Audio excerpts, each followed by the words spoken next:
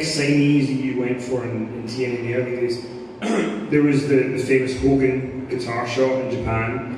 The public perception is that it's very tough to get a final deal with Hogan, or you might feel the closing was what can you change that, and then also Savage. You had Savage come out and do the six-man tag, but he never really went any further.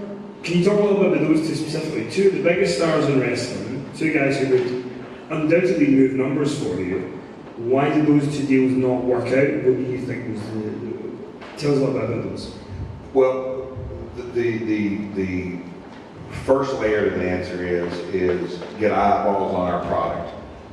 Hulk, obviously, at this stage of his career, was post NWO, which was his second major run. And Savage, same thing. It's not like they were going to come in and work weekly for us anyway. Even Sting in the early signings was let's get him on board, be a part of the product, a part of the sizzle reel, a part of the clip reel, get eyes on it, and then continue to build the core group of AJ Styles, of Bobby Roode, of Team Canada, of Eric Young, of Samoa Joe later, all that. But no, we Hulk, and the proof is in the pudding. Maybe his greatest asset is not his talking skills, it's his negotiating skills. And it was obviously very clear that New Japan Pro Wrestling paid him a lot of money. He went over, he helped arrange me to come over. That guitar shot was out of nowhere. It made for great TNA programming, great storyline, great buzz. Hogan's name was associated with TNA. It did everything that we hoped it would. Obviously, we hoped that the first Bound for Glory was Jarrett versus Hogan. It never took place. We originally named that pay-per-view that. It never came in, but Hogan parlayed that into, he went back and had his another WWE run. But Savage was another guy who wasn't cut out during that stage of Randy's life. He was into rap. Randy, the Spider-Man movies, he had done different things, and so again, we never, him and my father, still had a real tight relationship, and we wanted to get Randy as a part of the product at whatever level. We opened the door. How can you be involved with us?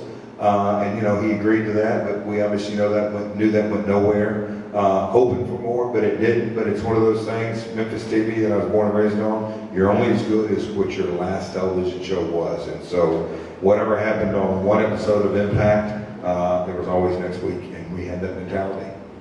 But you guys had the last ever in-ring appearance of Randy Savage. You guys had that last thing.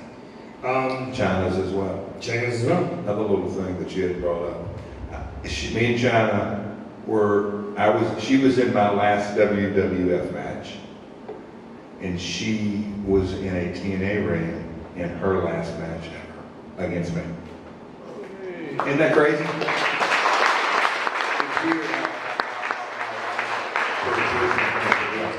I guess, just very quickly, because Randy Savage is such a fascinating guy, if you don't know him and you've never met him.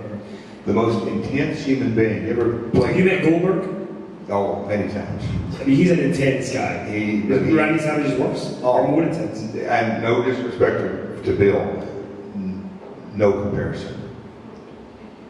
I mean, Bill Goldberg's lovely, but he's intense when he orders dinner. Do you know what I mean? Like, that's how intense he is. Play cards with Randy Savage. He'll stay mad at you for days if you beat him. But I guess my one quick question is that when it didn't work out with him in 2004, he did come to the appearance. Did you get the sense that he still wanted to be involved in wrestling? No. Randy had made up his mind. Again, Randy, excellent with his money, always. And so he wasn't going to do TNA for the dollar. But he wanted to give back to a little bit to the business. But Randy's head was in the movies. He really he would always talk about this reinventing Randy Savage in the movies and the rap. He was dead serious about that. He was well financed. as wacky as that may sound, but you know, Randy's a guy that he was played baseball and blew out his shoulder, and he was right-handed, and he learned to throw left-handed. He was a minor league baseball player. And Randy, when he wants to do something, when he did one of them, he was so dialed in and really, really a focused, disciplined individual.